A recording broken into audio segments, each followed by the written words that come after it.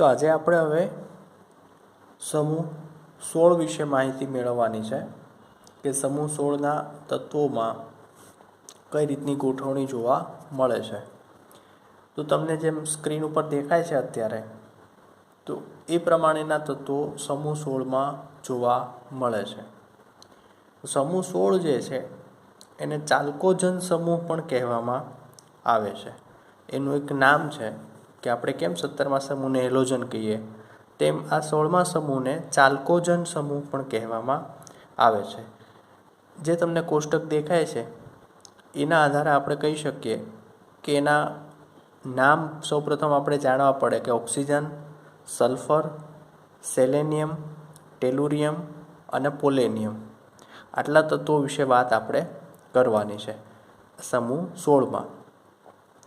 ત્યારબાદ તેનો નંબર જાણવો પડે કે ઓક્સિજન 8 નંબર છે, સલ્ફર 16 નંબર છે, સેલેનિયમ 34 છે અને ટેલુરિયમ 52 અને પોલેનિયમ 84 નંબરનું તત્વ છે। તો આ બધા પછી જે ભૌતિક ગુણધર્મ આવે છે એ છે એની ઇલેક્ટ્રોનીય રચના। તો આગળ આપણે જે રીતે લખીએ છીએ કે નોબલ ગેસ નજીકનો એ આગળ મૂકીએ અને પછી વધારાની ઇલેક્ટ્રોનીય રચના લખીએ, તો એ તમને સ્ક્રીન ઉપર દેખાય છે જે કોષ્ટકમાં અને ટેક્સ્ટબુકમાં પણ આપેલી છે। તો ઇલેક્ટ્રોનની રચના તે રીતે લખવી પડશે। ત્યારબાદ સમૂહમાં ઉપરથી નીચે જાઓ એટલે કે ઓક્સિજનથી તમે પોલોનિયમ સુધી જાઓ તો કદ વધે છે અને તેના દળ પણ વધે જ છે। સમૂહમાં ઉપરથી નીચે આવો તો પરમાણુય ક્રમાંક વધે અને પરમાણુય ક્રમાંક વધે એટલે દળ વધે। તો જો ઓક્સિજનનું દળ છે 16 છે, સલ્ફરનું 32.06 છે, સેલેનિયમનું 78.96 છે, તો એવી રીતે ટેલુરિયમ અને પોલેનિયમના પણ આપેલા છે। ટૂંકમાં સમૂહમાં ઉપરથી નીચે જતાં દળમાં વધારો થશે। સલ્ફર અને ઓક્સિજનના દળ યાદ રાખજો, એ આપણે કામ આવશે દાખલામાં। બાકી સેલેનિયમ, ટેલુરિયમ અને પોલોનિયમ એના દળ યાદ રાખવાની જરૂર નથી, એ જો જરૂર હશે ત્યાં તમને આપી દેશે, પણ સલ્ફર અને ઓક્સિજન એ ખાસ યાદ રાખજો। ત્યારબાદ આયનીકરણ એન્થાલ્પી, તો આપણે જોઈએ છે કે સમૂહમાં ઉપરથી નીચે તરફ જઈએ જેમ, તો આયનીકરણ એન્થાલ્પીમાં શું થાય તો કે આયનીકરણ એન્થાલ્પી ઘટે, કારણ કે કદ કેવા થાય છે, વધે છે। તો આ બધા ગુણધર્મો વિશે આપણે આગળના સમૂહમાં વિગતે ચર્ચા કરી છે, એટલે અત્યારે આપણે ડિટેલ નથી લેતા એની, બરાબર। એ જ વસ્તુ છે બધી કે કદ વધે તો એની ઇલેક્ટ્રોન છે એ કેન્દ્રથી વધારે દૂર થાય, અને વધારે દૂર થાય તો આકર્ષણ ઓછું લાગે, અને આકર્ષણ ઓછું લાગે તેને દૂર કરવા માટે ઓછી ઉર્જા આપવી પડે। તો એ જ કારણ છે અહીંયા પણ। તો વિદ્યુત ઋણતાની વાત કરીએ તો સમૂહમાં ઉપરથી નીચે જેમ જઈએ તેમ વિદ્યુત ઋણતા ઘટે છે, બરાબર। આજે આપણે આગળ પણ વાત કરી કે ઉપરથી નીચે જાવ એમ ધાત્વીય ગુણ વધે, અને ધાત્વીય ગુણ વધે તો વિદ્યુત ઋણતા ઘટે છે। તો સૌથી વધારે વિદ્યુત ઋણતા હશે ઓક્સિજનની, પછી એનાથી તમે નીચે જશો તો વિદ્યુત ઋણતા ધીમે ધીમે ઘટતી જાય છે। ગલન બિંદુ અને ઉત્કલન બિંદુમાં પણ એ જ ક્રમ જોવા મળે છે કે ગલન બિંદુ અને ઉત્કલન બિંદુ જેમ જેમ તમે નીચે આવો એમ વધતા જશે, બરાબર। તો એ ક્રમ ત્યાં આપેલો છે। ઓક્સિડેશન અવસ્થાની જે વાત છે ખાસ, તો એ આપણે આગળ કરીએ ઓક્સિડેશન અવસ્થા, ત્યાં તમને આપેલી તો છે જ તે કે ઓક્સિજન આટલી દર્શાવે, સલ્ફર આટલી, +2, -2, +4, +6, તો આ શક્યતાઓ છે કે આટલી તે દર્શાવી શકે, બરાબર। પણ ઓક્સિજન આપણે જોઈએ છીએ કે મોસ્ટ ઓફ તે -2માં જ હોય છે। અમુક સંયોજન એવા હોય છે કે જે -1 દર્શાવે એમાં, કે +1 કે +2 દર્શાવે। તો આ એની સામાન્ય માહિતી છે। ત્યારબાદ આપણે જોવાનું છે મુખ્ય ખનિજો, જે આ 16મા સમૂહના તત્વો છે તેની મુખ્ય ખનિજો, એનું અણુસૂત્ર અને નામ।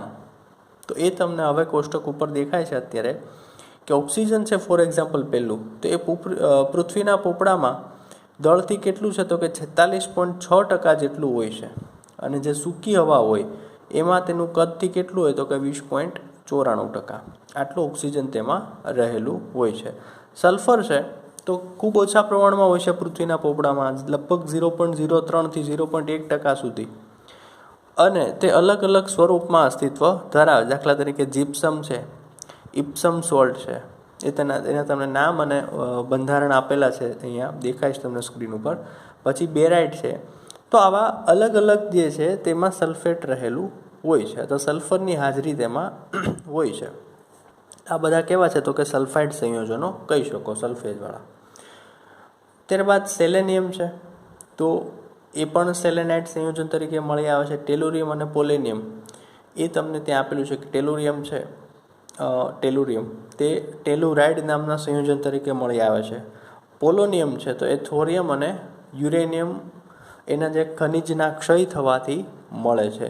લિવરમોરિયમ તમને અહીંયા આપેલું છે, આપણે નથી અત્યારે અહીંયા, પણ એ કેવું છે તો કે રેડિયો સક્રિય તત્વ છે. બરાબર. તો આ રેડિયો સક્રિય તત્વ છે તેનું ઉત્પાદન બહુ ઓછા પ્રમાણમાં થાય છે અને આનો અડધો આયુષ્ય સમય ખૂબ જ ટૂંકો હોય છે. બરાબર. તો આ એક વાત અહીંયા ખાસ યાદ રાખજો કે સમૂહ 16 છે એમાં ઓક્સિજન, એના પછી જે આવે છે સલ્ફર, સેલેનિયમ અને ટેલુરિયમ, આને ચાલ્કોજન તત્વો કહેવાય. આપણે જેમ વાત કરી કે સમૂહ 16ને શું કહેવાય? ચાલ્કોજન સમૂહ. તો આ જે તત્વો છે તેને ચાલ્કોજન તત્વો કહે છે. પહેલા 4 છે એને. પીઓ જે છે પોલોનિયમ એ રેડિયો સક્રિય તત્વ છે.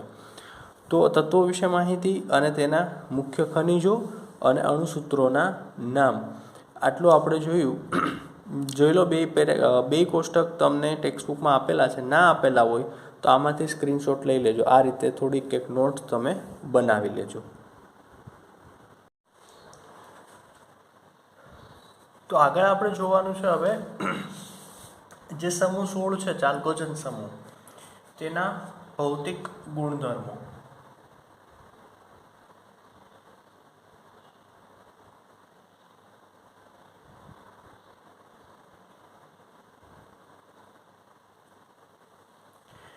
તો ભૌતિક ગુણધર્મોમાં સૌપ્રથમ છે કે કોણ ધાતુઓ છે, કોણ અધાતુઓ છે, એ ખાસ જોવાનું છે આપણે.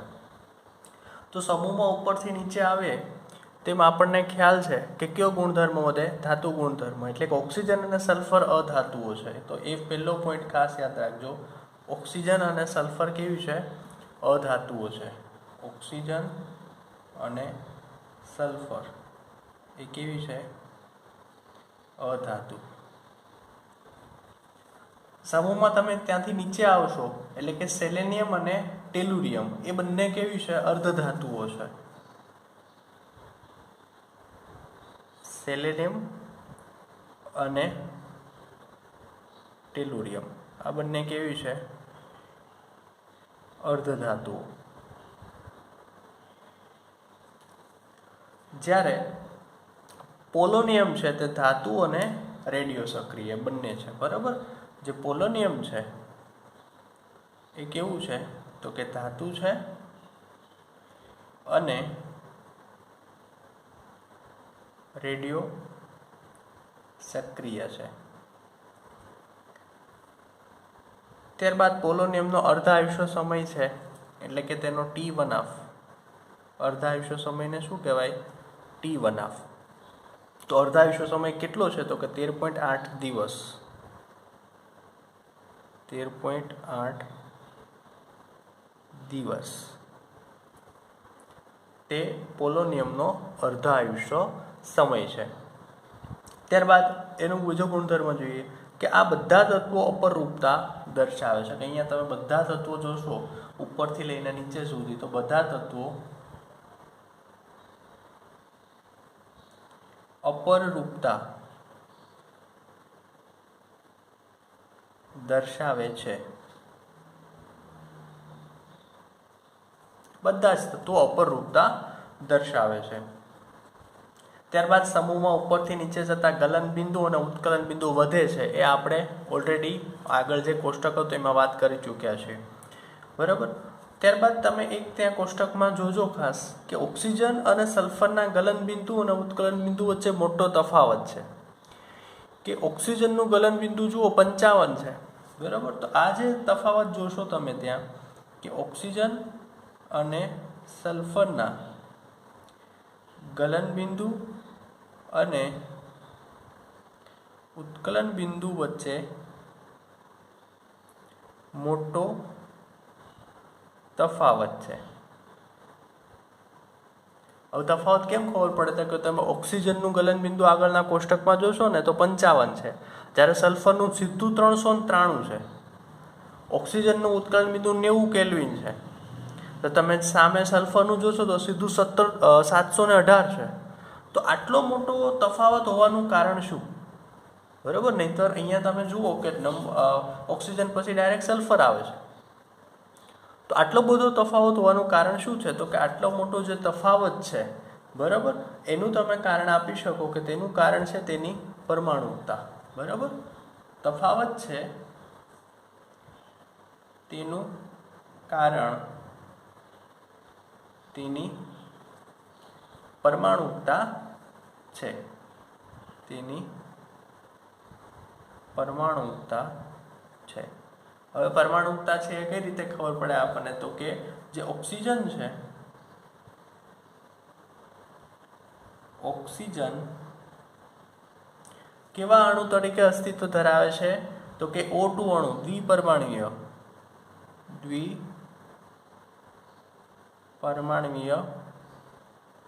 અણુ O2. અને જે સલ્ફર છે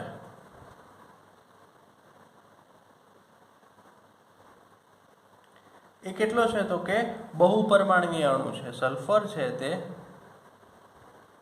બહુપરમાણુય અણુ, કે સલ્ફરનું જે અસ્તિત્વ છે કયા અણુ તરીકે હોય? તો કે S8 હોય. ફોસ્ફરસમાં કેમ P4 હોતું હતું, એમ સલ્ફર છે S8 તરીકે અસ્તિત્વ ધરાવે.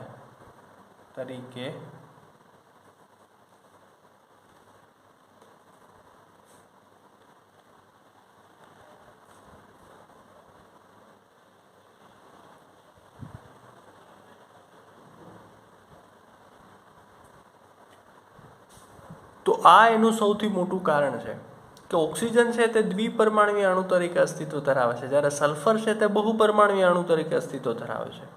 તો આ રીઝનને કારણે તેના ગલન બિંદુ અને ઉત્કલન બિંદુમાં આટલો બધો તફાવત જોવા મળે છે. કારણ કે અહીંયા જો દ્વિપરમાણુય છે અને અહીંયા સીધા 8 પરમાણુ આવી જશે આના સલ્ફરના. તો એના લીધે થઈ અને આટલો બધો ત્યાં તફાવત જોવા મળે છે. બરાબર, તો આ વાત થઈ તેના ભૌતિક ગુણધર્મો વિશે. આગળ હવે વાત કરીએ આપણે તેના રાસાયણિક ગુણધર્મો વિશે. તો અહીંયા સુધીનો સ્ક્રીનશોટ લઈ લો અથવા તો લખી લો.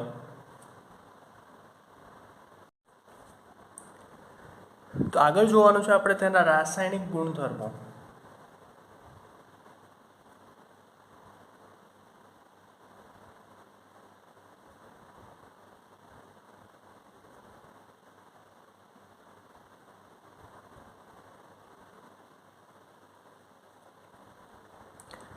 તો રાસાયણિક ગુણધર્મોમાં સૌપ્રથમ જોઈશું આપણે કે તેની સંયોજકતા કક્ષાની ઇલેક્ટ્રોનીય રચના. બરાબર, સૌપ્રથમ ગુણધર્મ જોઈશું એનો આપણે સંયોજકતા કક્ષાની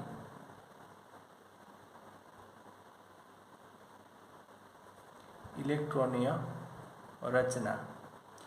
તો તેની સંયોજકતા કક્ષાની સામાન્ય ઇલેક્ટ્રોનીય રચના કઈ હોય છે? તો કે NH2 NP4. બરાબર, એસમાં 2 ઇલેક્ટ્રોન અને પીમાં 4 ઇલેક્ટ્રોન. તો આ જે સંયોજકતા કક્ષા છે એની સામાન્ય ઇલેક્ટ્રોનની રચના છે જે સંપૂર્ણ સમૂહમાં એટલે કે આખા સમૂહમાં આ ફોલો થશે. બરાબર, અહીંયા સંયોજકતા કક્ષામાં ઇલેક્ટ્રોન હવે તમે ગણી શકો કેટલા છે? તો કે 4 ને 2 6 સંયોજકતા કક્ષામાં ઇલેક્ટ્રોન છે. તો તેને અષ્ટક પૂરું કરવા માટે ફક્ત કેટલા જોઈએ? 4 ને 2 6 તો છે, તો ફક્ત 2 જ ઇલેક્ટ્રોન જોશે. તો એટલા માટે આ જે તત્વો છે ને સમૂહ 16ના, એ મોટા ભાગે -2 ઓક્સિડેશન અવસ્થા ધરાવે. શું કામ? તો કે એ બે કોકની પાસેથી 2 ઇલેક્ટ્રોન લેશે એટલે એનું અષ્ટક પૂરું થઈ જાય. તો મોટા ભાગે તેઓ -2 ઓક્સિડેશન અવસ્થા ધરાવે છે. ઓક્સિજન જો આપણે હંમેશા 99% કિસ્સા -2માં જ હોય છે, અમુક કિસ્સા અલગ હોય છે. તો હવે આ તત્વોમાં સમૂહમાં ઉપરથી નીચે તરફ જતા, બરાબર, સમૂહમાં તમે ઉપરથી નીચે જાઓ એના માટે આપણે અહીંયા આવો એરો એક શબ્દ વાપરીએ છીએ. અને એનો સિમ્બોલ છે કે સમૂહમાં ઉપરથી નીચે જતા. તો સમૂહમાં ઉપરથી નીચે જતા -2 ઓક્સિડેશન અવસ્થાની સ્થાયીતા ઘટે છે. સમૂહમાં ઉપરથી નીચે જતા -2 ઓક્સિડેશન અવસ્થાની સ્થાયીતા ઘટે છે. બરાબર, ઓક્સિજન જેટલું -2માં સ્થાયી હોય એટલું પછી નીચેના તત્વો નહીં હોય એટલા બધા. બરાબર, કે સેલેરિયમ છે કે ટેલુરિયમ છે એ -2માં એટલા બધા સ્થાયી હશે નહીં. એટલા માટે પીઓ છે એ લગભગ ક્યારેય -2 ઓક્સિડેશન અવસ્થા દર્શાવતું નથી। એ તમે લખી શકો કે PO છે એની -2 ઓક્સિડેશન અવસ્થા કોઈ દિવસ થશે નહીં, કારણ કે સમૂહનું છેલ્લું તત્વ છે। તમે નીચે આવો જેમ જેમ એમ ઓક્સિડેશન અવસ્થા -2ની ઘટતી જાય સ્થાયીતા, તો પીઓમાં તે -2 ઓક્સિડેશન અવસ્થા દર્શાવશે નહીં, અથવા તો બહુ ભાગ્યે જ દર્શાવશે ક્યારેક। ત્યારબાદ ઓક્સિજનની વિદ્યુત ઋણતા વધુ હોવાથી તે -2 ઓક્સિડેશન અવસ્થા ધરાવે છે, બરાબર। એ તો આપણને ખબર છે કે ઓક્સિજન છે તે સામાન્ય રીતે -2 ઓક્સિડેશન અવસ્થા દર્શાવતું હોય છે મોટા ભાગના સંયોજનોમાં, પરંતુ એક એવું સંયોજન હું તમને કહું OF2, તો OF2 છે એમાં OF2માં ઓક્સિજનની વિદ્યુત ઋણતા ઓછી છે। જો અહીંયા ફ્લોરિન આવી ગયું, ઓક્સિજન સાથે કોણ છે? ફ્લોરિન। તો હવે ઓક્સિજન કરતાં ફ્લોરિનની વિદ્યુત ઋણતા વધારે હોય તો આ ઓક્સિજન શેમાં આવે? તો કે એની ઓક્સિડેશન અવસ્થા, ઓક્સિજનની ઓક્સિડેશન અવસ્થા કેટલી છે? +2 છે।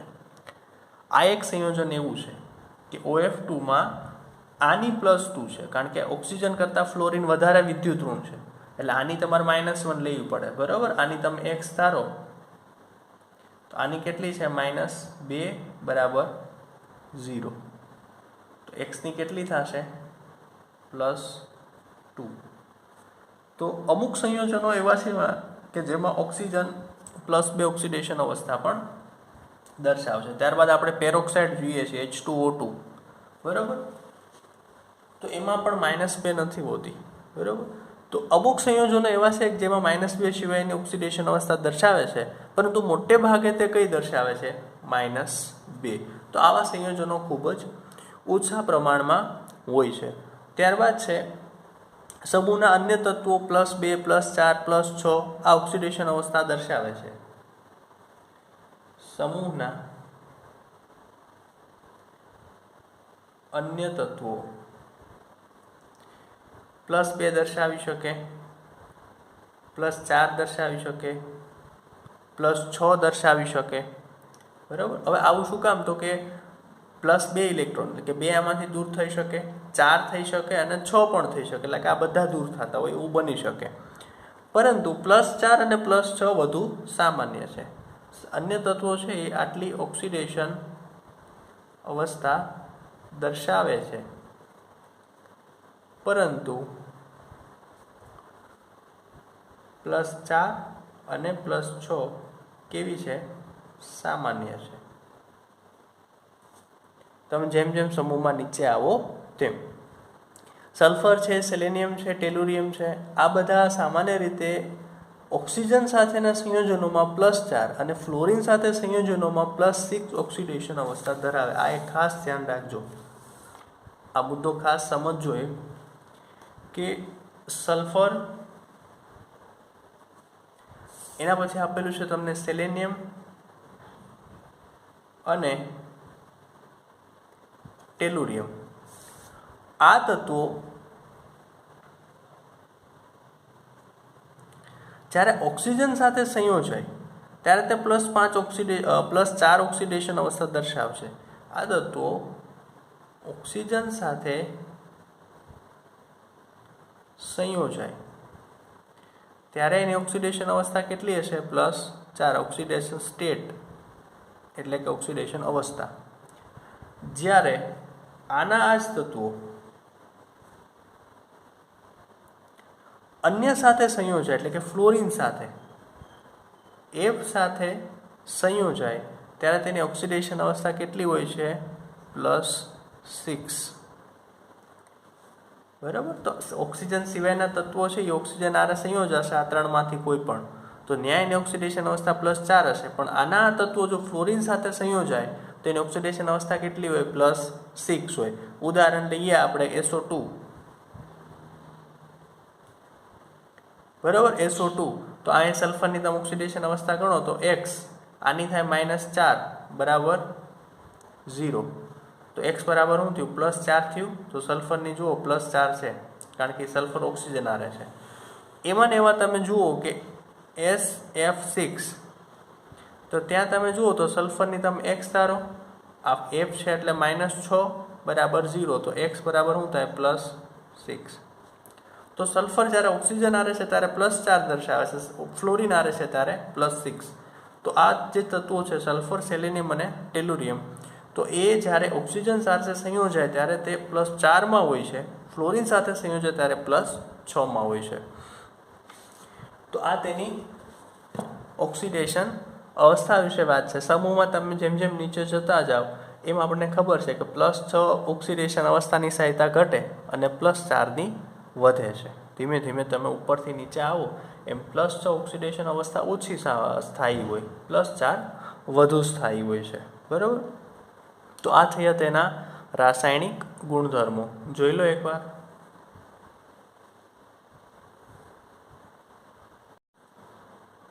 ત્યારબાદ જોઈએ આપણે તો કે ઓક્સિજનની અનિયમિત વર્તણૂક. સમૂહ 16માં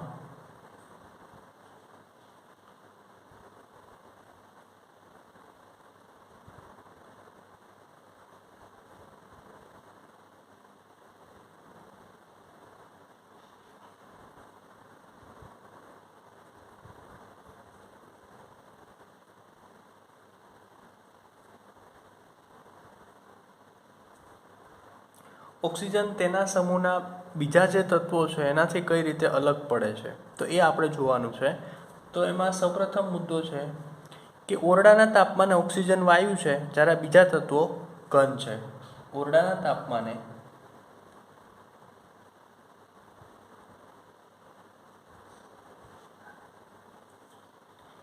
ઓક્સિજન કેવું છે વાયુ, જ્યારે અન્ય તત્વો ઘન અવસ્થામાં હોય છે. તો એક આ ઓક્સિજન આ રીતે બીજા બધા તેના સમૂહના તત્વોથી અલગ પડે છે. ત્યારબાદ ઓક્સિજન છે દ્વિપરમાણવીય અણુ છે, જ્યારે અન્ય તત્વો છે તે બહુપરમાણવીય અણુ તરીકે અસ્તિત્વ ધરાવે છે. ઓક્સિજન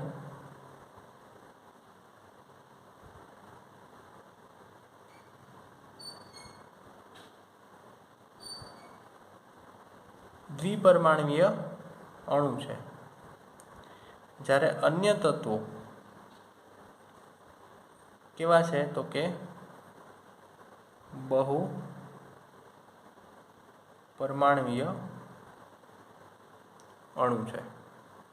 આપણે આગળ જોયું સલ્ફર S8માં હોય છે. તો ઓક્સિજન એક એવું છે જે દ્વિપરમાણવીય છે, O2 સ્વરૂપ તેનું હોય છે. બરાબર. સમૂહમાં ઉપરથી નીચે આવો તેમ પછી ધાત્વિય ગુણ વધે છે, તો આપણે ઓલરેડી જોઈ ચૂક્યા છીએ. પછી એક મોસ્ટ ઇમ્પોર્ટન્ટ આવશે કે ઓક્સિજનમાં ડી કક્ષકો પ્રાપ્ય હોતી નથી. આપણને ખબર છે કે ઓક્સિજન જે આવર્તમાં આવે છે તેમાં ડી કક્ષકો હોતી નથી. એના પછીના આવર્તથી ડી કક્ષકો ચાલુ થાય છે. બરાબર. ભલે એમાં ઇલેક્ટ્રોન હોય પણ ખાલી ડી કક્ષકની હાજરી એ ઓક્સિજનમાં તો હોતી જ નથી. તો આ જે ડી કક્ષક છે એની હાજરી ન હોવાને કારણે શું થાય તો કે તે નીચી ઓક્સિડેશન અવસ્થાઓ દર્શાવી શકે છે. બરાબર. તો ઓક્સિજનમાં સંયોજકતા કક્ષામાં ડી કક્ષકો પ્રાપ્ય નથી. ઓક્સિજનમાં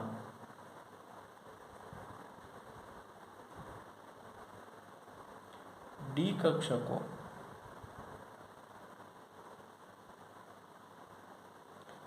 પ્રાપ્ય નથી. તો આ જે ડી કક્ષકો ન હોવાને કારણે તે નીચી ઓક્સિડેશન અવસ્થાઓ કઈ કઈ છે તો કે -2 દર્શાવી શકે, -1 દર્શાવી શકે, 1 દર્શાવી શકે અને 2 દર્શાવી શકે. એ +4 કે +6 દર્શાવી શકતો નથી ઓક્સિજન ક્યારેય, કારણ કે એમાં ડી કક્ષકો હાજર હોતી નથી. હવે તો બીજા તત્વો, અન્ય તત્વોમાં ડી કક્ષક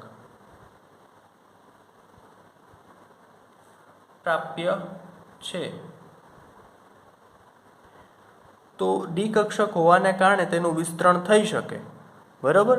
અને તેઓ -2, +2, 4 અને 6 આટલી ઓક્સિડેશન અવસ્થાઓ તે દર્શાવી શકે. બરાબર.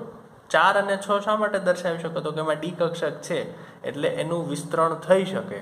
જ્યારે ઓક્સિજનમાં તો ડી કક્ષક જ નથી, તો એનું 2 આવીને પૂરું થઈ જશે +2. તે આગળ +4 +6 નહીં દર્શાવી શકે. તમને એનું કારણ પણ પૂછે ઘણીવાર કે ઓક્સિજન ક્યારે પણ +4 કે +6 ઓક્સિડેશન અવસ્થા દર્શાવતો નથી. શા માટે? તો કે એની પાસે ખાલી ડી કક્ષકો પ્રાપ્ય નથી. બરાબર, ડી કક્ષકો જ નથી તેની પાસે, એટલા માટે તે એનું વિસ્તરણ નથી થઈ શકતું, અને વિસ્તરણ નથી થઈ શકતું માટે તે આ +4 +6 દર્શાવી શકતો નથી. તો આના લીધે આવું થાય છે. ત્યારબાદનું એક પોઈન્ટ છે કે ઓક્સિજન તત્વ તેના નાના કદ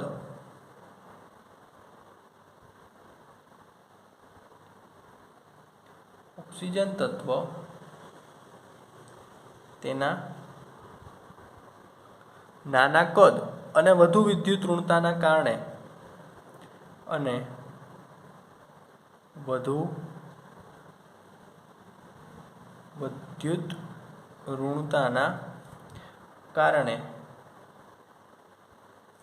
તેની વિદ્યુત ઋણતા સૌથી વધારે છે સમૂહ 16માં. આપણે આગળ વાત કરી ચૂક્યા છીએ. તો વિદ્યુત ઋણતા વધુ હોવાના કારણે અને કદ નાનું હોવાના કારણે પાણીમાં હાઇડ્રોજન પરમાણુ સાથે હાઇડ્રોજન બંધ બનાવે છે. પાણીમાં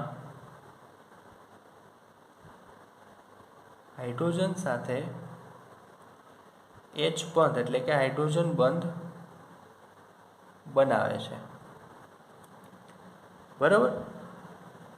તો આ જે પ્રબળ હાઇડ્રોજન બંધ છે એ પાણીમાં બને છે. દાખલા તરીકે H2O. તો અહીંયા આપને ખબર છે કે હાઇડ્રોજન બંધથી જોડાયેલા હોય છે. બરાબર, ઓક્સિજન અને હાઇડ્રોજન. જ્યારે આ પ્રબળ હાઇડ્રોજન બંધ બીજા બધા તત્વોમાં જોવા નહીં મળે, એટલે કે H2S જે છે તેમાં આ પ્રબળ બંધ જોવા મળતો નથી. તો આ તેની રાસાયણિક લક્ષણ બતાવે છે.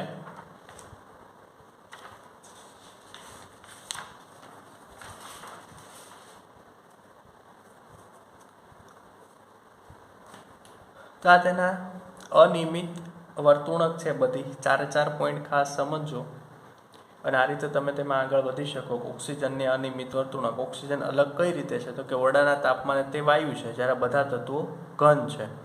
ઓક્સિજન દ્વિપરમાણુય અણુ છે જ્યારે અન્ય તત્વો કેવા છે? બહુપરમાણુય છે. ઓક્સિજનમાં ડી કક્ષક પ્રાપ્ય નથી માટે તે +4 +6 ઓક્સિડેશન અવસ્થા દર્શાવી શકતું નથી. જ્યારે અન્ય તત્વોમાં ડી કક્ષક હાજર છે માટે તે +4 અને +6 પણ દર્શાવી શકે છે. ઓક્સિજનનું કદ નાનું છે અને વિદ્યુત ઋણતા વધુ છે માટે તે હાઇડ્રોજન બંધ બનાવી શકે. બરાબર, વધારે સ્ટ્રોંગ, કે પાણીમાં તે હાઇડ્રોજન સાથે H બંધ બનાવી શકે છે. જ્યારે અન્ય તત્વો જે સલ્ફર છે એ લોકો આવું કરી શકતા નથી. H2S છે તેમાં આટલો પ્રબળ હાઇડ્રોજન બંધ તમને જોવા મળતો નથી. બરાબર. તો આ છે તેના રાસાયણિક ગુણધર્મો. એના રાસાયણિક ગુણધર્મોના આધારે જેની અનિયમિત વર્તુણક છે.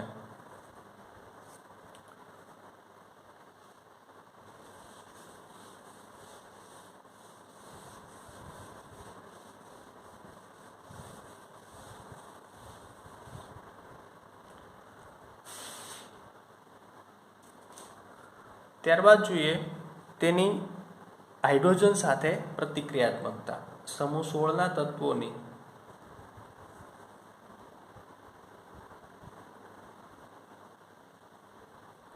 હાઇડ્રોજન સાથેની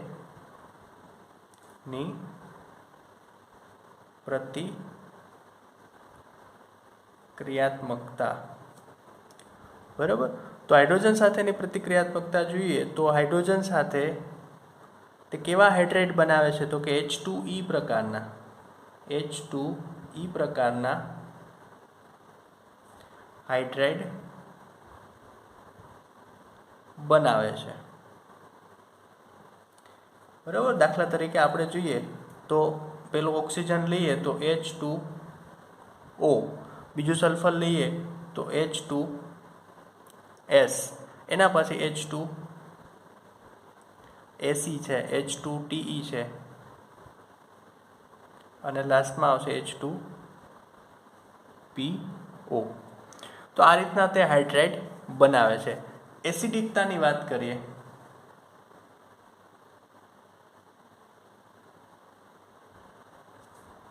તો એસિડિકતાનો ક્રમ તમે જુઓ તો સમૂહમાં જેમ જેમ તમે હાઇડ્રેટમાં નીચે જશો એમ એસિડિકતા વધતી જાય, એટલે કે પાણી કરતાં H2S વધારે એસિડિક હોય, એના કરતાં એસીવાળું, એના કરતાં ટી અને એના કરતાં POના હાઇડ્રેટ છે તે વધારે એસિડિક હોય છે, બરાબર.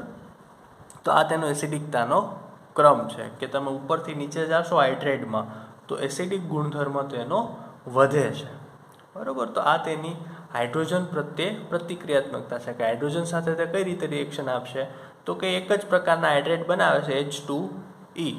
ઉદાહરણમાં તમે આ બધા લખી શકો અને આમાંથી એક જ વાત પૂછે છે કે એસિડિકતાનો ક્રમ. તો હાઇડ્રેટમાં ઉપરથી નીચે આવતા એસિડિકતા છે તે વધે છે. અને આમ થવાનું કારણ શું, તો કે જે H અને E, બરાબર, હાઇડ્રોજન અને અહીંયા જે તત્વો છે એના વચ્ચેનો બંધ છે, એની બંધ એન્થાલ્પીમાં થતો ઘટાડો છે. તમે ધીમે ધીમે નીચે આવો તો એની બંધ એન્થાલ્પી ઘટતી જાય, તો એસિડિકતા તેની વધે છે, બરાબર. તો આગળ હવે આપણે નેક્સ્ટ જોશું.